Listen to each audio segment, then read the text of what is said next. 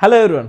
తెలంగాణలో ప్రస్తుతం కవిత గారి స్ట్రాటజీయే వేరు అంటున్నారు రాజకీయ విశ్లేషకులు. సో రీసెంట్గా బట్టి విక్రమార్కుల కొడుకు ఫంక్షన్కి కవిత గారు ఒక శారీ తోటి అంటే ఒక పార్టీలోకి వెళ్తున్నట్టుగా కలుస్తున్నట్టుగా ఏదో హింట్ ఇస్తున్నట్టుగా అయితే రెడీ అయ్యి వెళ్ళటం జరిగింది. సో ఇప్పుడు అది రాజకీయంగా దుమారం రేపుతుందనే చెప్పాలి. ఇదే టాపిక్ గురించి ఒకసారి విశ్లేషణ తీసుకుందాం. ప్రస్తుతం మనతో జర్నలిస్ట్ జగదేవ్ ఉన్నారు. ఇంటర్వ్యూలోకి వెళ్ళిపోదాం. Hello sir. Hi Zakir. Yes sir, ఇదంతా ఏదో హింట్ ఇవ్వడానికి ఇలా చేస్తున్నారు అనుకోవచ్చా? అసలు హింట్ ఇవ్వడానికి అనుకునే ముందు కవిత గారు మీరు అన్నట్టు ఈ మధ్యకాలంలో చాలా హాట్ టాపిక్గా మారారు. ఎందుకో బెయిల్ మీద విడుదలై వచ్చిన తర్వాత కొంత గ్యాప్ తీసుకున్నారు. తర్వాత కేసీఆర్ గారికి రాసిన లేఖలు ఏవైతే ఉన్నాయో అవి బయటికి రావడం దుమారం రేగింది. పరోక్షంగా కొన్ని కామెంట్స్ కూడా చేశారు ఆవిడ. పైపెచ్చు సొంత పార్టీ వాళ్ళ మీద కూడా కొన్ని విమర్శలు చేశారు, లైక్ హరీష్ రావు గారి మీద, వాళ్ళ మీద. సో ఇలా చేస్తున్న నేపథ్యంలో బీఆర్ఎస్ వాళ్ళే ఆవిడ ఎక్కువగా ట్రోల్ చేయడం స్టార్ట్ చేశారని ఒక విమర్శ ఉంది. మేబీ బీఆర్ఎస్ వాళ్ళు చేశారా, లేదంటే కాంగ్రెస్ వాళ్ళే ఎలాగైనా ఈమెని మన దాంట్లో చేర్చుకోవాలని ముందుగానే లైక్ ప్రశాంత్ కిషోర్ గారి స్ట్రాటజీ లాగా అందులోనే ఒక వర్గం డివైడ్ అయిపోయి ఒక వర్గం విమర్శిస్తుంటుంది, ఒక వర్గం లాగుతూ ఉంటుంది. సో మొత్తం మీద పార్టీకి ఒక బూమ్ తీసుకొచ్చేలాగా చేసే ప్రయత్నమే ప్రశాంత్ కిషోర్ స్ట్రాటజీ అలాగే నడిచిందట. సో ఇప్పుడు కూడా అలాంటి స్ట్రాటజీయే నడుస్తుంది. కవిత గారి మీద ఆ లేఖలు బయటికి తీసుకురావడం కానీ విమర్శ చేయడం కానీ కాంగ్రెసే చేస్తోంది అనేది బీఆర్ఎస్ వాళ్ళ ఆరోపణ. బట్ బీఆర్ఎస్ వాళ్ళే కవితని బయటికి పంపించే ప్రయత్నంలో భాగంగా కేసీఆర్ గారి తదనంతరం అంటే ఇప్పుడు మధ్యకాలంలో కొన్ని వార్తలు ఏంటంటే కేసీఆర్ గారు ఎక్కడ బయటకు కనబట్టలేదు, ఆరోగ్యరీత్యా ఆయన ఇంటిపాటు ఫామ్ హౌస్కే పరిమితం అవుతున్నారు. నెక్స్ట్ అన్ని వ్యవహారాల్లో అన్ని కార్యకలాపాల్లో హోల్డ్ అండ్ సోల్ ఉండే నాయకుడిగా ఇప్పటికే కార్యవర్గ అధ్యక్షులుగా ఉన్నప్పటికీ కేటీఆర్ గారే మొత్తానికి అవ్వచ్చు, నెక్స్ట్ ఇంకెవరికి ఛాన్స్ ఎవరు, హరీష్ రావు గారికి ఛాన్స్ ఉండదు, కవిత గారికి ఛాన్స్ ఉండదు అనే విమర్శలు వినిపిస్తున్న నేపథ్యంలో కవిత గారు కొత్తగా కుంపటి పెడుతున్నారనే విమర్శలు కూడా వచ్చాయి.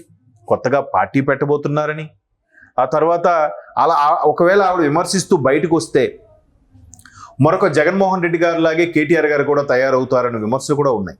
ఇప్పుడు జగన్మోహన్ రెడ్డి గారి కోసమే ఎంతో తాపత్రయపడి పోరాటం చేసి ప్రజల్లోకి వెళ్ళి కాలినడకను తిరిగిన పాదయాత్ర చేసిన షర్మిలా గారు ఒకప్పుడు, అదే షర్మిలా గారు ఇప్పుడు జగన్మోహన్ రెడ్డి గారితో విభేదించి కాంగ్రెస్లో చేరారు.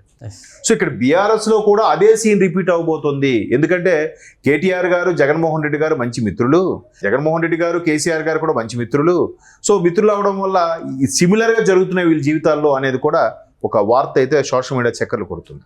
సార్, ఇప్పుడు కవిత గారిని అంటే కాంగ్రెస్ ఈ ఆసరాన్ని అంటే దగ్గర చేసుకునే ప్రయత్నం చేస్తుంది అంటారా? ఈ మధ్యకాలంలో బెంగళూరులో ఏదో ఒక దాన్ని అవార్డులు ప్రదానోత్సవ కార్యక్రమంలో వాళ్ళు ఒకవైపు కేటీఆర్ గారిని జగన్మోహన్ రెడ్డి గారిని ఇద్దరిని చీఫ్ గెస్ట్గా పిలిచారట. ఇద్దరు స్టేజ్ మీద ఇద్దరు అవార్డులు ప్రదానోత్సవం చేయడం, పైపెచ్చు స్టేజ్ దిగువన ఇద్దరు పక్కపక్క కుర్చీలో కూర్చొని మాట్లాడుకోవడం, ఇవన్నీ కూడా వీళ్ళిద్దరికి సత్సంబంధాలు ఉన్నాయి. సో ఇక్కడ జగన్మోహన్ రెడ్డి గారు ఎక్కడైతే చెల్లెలికి ప్రాధాన్యత ఇవ్వలేదో ఆవిడ బయటికి వెళ్ళిపోయారో, బయటికి వెళ్ళిపోయి సొంత పార్టీ పెట్టుకొని ఎట్టకేలకు కాంగ్రెస్లో ఎలాగైతే చేరారో ఇక్కడ కవిత గారు కూడా బయటకు వచ్చి ముందు పార్టీ పెడతారని ఊహించినట్టే జరిగి తర్వాత మెల్లగా ఒక జాతీయ పార్టీలో చేరుతారు అనే విమర్శలు ఉన్నాయి. ఇలా విమర్శలు నడుస్తున్న నేపథ్యంలో కవిత గారు ఏదైతే హరీష్ రావు గారి మీద కొంతమంది బీఆర్ఎస్ ప్రముఖుల మీద అవినీతి ఆరోపణలు చేశారో అలా చేస్తున్న తరుణంలో కాంగ్రెస్కి దగ్గరవుతున్నారు అనే వార్తలు వస్తున్నాయి. దానికి నిదర్శనంగానే ఈ మధ్యకాలంలో ఒక 2 రోజుల కిందట జరిగిన బట్టి విక్రమార్క గారి వాళ్ళ అబ్బాయి నిశ్చితార్థ వేడుకలో కవిత గారు హాజరయ్యారు. జనరల్గా రాజకీయాల్లో బయట ఎంత విమర్శించుకున్నా దుమ్మెత్తి పోసుకున్నా ఒకరి ఆహ్వానాలు వెళ్తే ఒకరికొకరు సార్ నమస్కారం పెట్టుకుంటారు. కానీ ఈవిడ ఆ వేడుకకి ఒక తెల్ల చీర కట్టుకొని వెళ్ళారు. ఆ తెల్ల చీర అంచులు ఎలా ఉన్నాయి, పై అంచు కాషాయము, కిందంచు గ్రీను. అంటే ఒక విధంగా జాతీయ ఉద్యమం నుంచి ఏది బ్రిటిష్ వాళ్ళ చెర నుంచి భారత్ స్వాతంత్రం కోరుకునే టైంలో భారత జాతీయ కాంగ్రెస్ ఏదైతే జెండాని పెట్టుకుందో మహాత్మా గాంధీ గారు దాన్ని పింగళ వెంకయ్య గారు చెప్తూ దాన్ని ఆమోదించడం, పైన కాషాయం కింద గ్రీను మధ్యలో వైటు, ఆ మధ్యలో చెరక ఏదైతే నూలు ఒడికేది ఇది ఉంటుందో దాన్ని పెట్టి జాతీయ కాంగ్రెస్ ఉద్యమం జెండాగా ఏదైతే వెళ్ళిందో అదే కాంగ్రెస్ కూడా కొనసాగిస్తుంది. మన జాతీయ పతాకం ఎలాగైతే ఉంటుందో అలాగే ఉంటూనే మధ్యలో చక్రం బదులుగా హస్తం చేయి ఉంటుంది. సో మ్యాక్సిమం మీరు కాంగ్రెస్ నాయకులు ఎవరైనా చూసినా కూడా వాళ్ళ భుజం మీద కండువా కూడా కాషాయము గ్రీన్ కలిపి ఉన్న కండువానే ఉంటుంది. సో అదొక సింబాలిక్గా రాజకీయాల్లో వేసుకునే కండువా కాకుండా ఒక కాంగ్రెస్కే ఒక పేటెంట్ రైట్ లాగా చేసేసారు అందరు దాన్ని. సో ఇప్పుడు ఆవిడ అదే అంచులున్న చీర కట్టుకొని ఆ వేడుకకి వెళ్ళడం, సోషల్ మీడియాలో అది వైరల్ అవ్వడం ఒక హల్చల్ చేస్తుంది. అంటే మామూలుగా ఆవిడ కొన్ని వందల చీరలు ఉంటాయి ఆవిడకి. చాలా సింపుల్గా ఎప్పుడు శారీలోనే ఉంటారు. చాలా డిగ్నిఫైడ్గా ఉంటుంది ఆవిడ వే ఆఫ్ అప్రోచ్ కానీ మాట తీరు కూడా చాలా చక్కగా మాట్లాడతారు.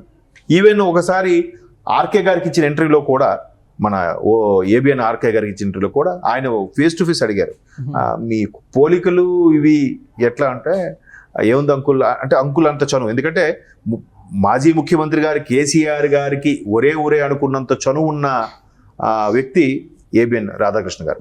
బట్ సభాముఖంగా ఇప్పుడు అలా మాట్లాడుకోలేదు, చాలా హుందాగా మాట్లాడుకుంటారు. అయితే ఆ చనువుతోనే కవిత గారికి కూడా అడిగితే నీది ఎవరి ఫేస్ అంటే ఇది ఖచ్చితంగా డాడీ ఫేసే, ఆ ముక్కు అది డాడీలాగా ఉందని అంటారు. కాబట్టి మేబీ ఆ వాక్చాతుర్యము ఆ కవలికలు అవన్నీ కూడా తండ్రిని రావచ్చు. ఆయన అనుసరించకపోయినా బాడీలో బై డిఫాల్ట్గా డిఎన్ఏలో ఉంటుంది కాబట్టి ఆల్మోస్ట్ ఆల్ కేసీఆర్ గారి లాగా మంచి వక్తగా కూడా మాట్లాడుతుంది ఈవిడ. సో అలాంటి ఆవిడ అసలు కేసీఆర్ గారు కూడా సరిగ్గా పట్టించుకోవట్లేదు, ఎక్కడా స్టేట్మెంట్ ఇవ్వట్లేదు. ఆ బై ఎలక్షన్కి సంబంధించి మన జూబ్లీహిల్స్ కాకుండా ఇంతకుముందు బై ఎలక్షన్ ఏదో జరిగింది, ఆ బై ఎలక్షన్కి సంబంధించి నిజామాబాద్ ఏదో, అప్పుడు కూడా బయటకు వచ్చి ఎక్కడ తొనికిసలాడకుండా కవిత గురించి స్పందించకుండా జాగ్రత్తగా మాట్లాడారు తప్ప కేసీఆర్ గారు ఎక్కడ మాట్లాడలేదు. ఎందుకు ఫామ్ హౌస్కే పరిమితం అయ్యారు అంటే ఈ ఇంట్లోనే ఒక కుంపటి ఏర్పడింది కాబట్టి బయటకు వస్తే రకరకాలుగా వస్తుందనే ఉద్దేశంలోనో లేదంటే కొన్నాళ్ళకు సర్దుకుంటుందనే ఉద్దేశంలోనో కేసీఆర్ గారు సైలెంట్గా ఉన్నారనే వార్త అవుతుంది. బట్ కవిత గారికి ఎప్పుడు కేటీఆర్ గారు కూడా అండగానే ఉన్నారు. ఆవిడ అరెస్ట్ అయినప్పుడు కూడా అక్కడ ఢిల్లీ నుంచి ఆఫీసర్తో ఆర్గ్యుమెంట్ చేశారు. కవిత గారు రిలీజ్ కోసం ఆవిడకి బెయిల్ కోసం ఢిల్లీ వెళ్ళి చాలా లాయర్లతో మాట్లాడి చాలా చేశారు. బట్ ఏం జరిగిందో తెలీదు. ఆవిడ బెయిల్ మీద విడుదలైన 2-3 నెలల్లోనే మొత్తం తారుమారైపోయింది. పైపెచ్చు ఈవిడ కాంగ్రెస్లోకి వెళ్తారు, బీజేపీలోకి వెళ్తారా అనే విమర్శలు ఉన్నాయి. బీజేపీ వాళ్ళు కాంగ్రెస్ వాళ్ళని విమర్శిస్తున్నారు, కాంగ్రెస్ వాళ్ళు బీజేపీ వాళ్ళని విమర్శిస్తున్నారు. ఈ అంత వ్యవహారం అంతా బీఆర్ఎస్లో ఉండే కొంతమందే ఆవిడని ఎలాగైనా బయటికి పంపించేయాలి, ఆవిడ ఉంటే ఎప్పటికైనా కేటీఆర్ గారికి ఇబ్బంది అని కేటీఆర్ గారి ఫేవర్గా ఉండే కార్యకర్తలు ఆవిడ మీద కావాలనే ట్రోల్స్ చేస్తున్నారని కవిత గారు వెనక తిరిగి కొంతమంది ఈ విధంగా ఆరోపణలు కూడా చేస్తున్నారు. సో ఇవన్నీ అల్టిమేట్గా రాజకీయాల్లో పదవి కోసము చేసేవి. మేబీ షర్మిలా గారి లాగా ఈవిడ కూడా ఒక పార్టీ పెట్టి ఓటు చీలుతుంది అనే నమ్మకం వస్తే అప్పుడు కూడా ఈవిడ్ని కాంగ్రెస్లోనో బీజేపీలోనో కలుపుకుపోతారేమో చెప్పలేం కదా. ఇప్పుడు కేటీఆర్ గారు నెక్స్ట్ 2028 ఎన్నికలకి బీఆర్ఎస్ పోటీ చేసినప్పుడు కవిత గారు సెపరేట్గా పోటీ చేశారనుకోండి ఒక పార్టీ పెట్టి, ఖచ్చితంగా బీఆర్ఎస్ ఓట్లు ఎంతో కొంత చీలయ్యే అవకాశం ఉంది కదా. సో అలా కాకుండా ఏవైనా జాగ్రత్తలు తీసుకుంటే బాగుంటుంది.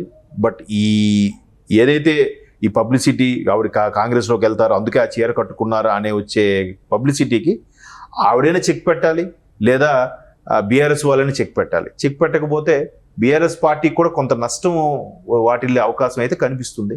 మరి ఏం జరుగుతుందో చూడాలి. Okay sir.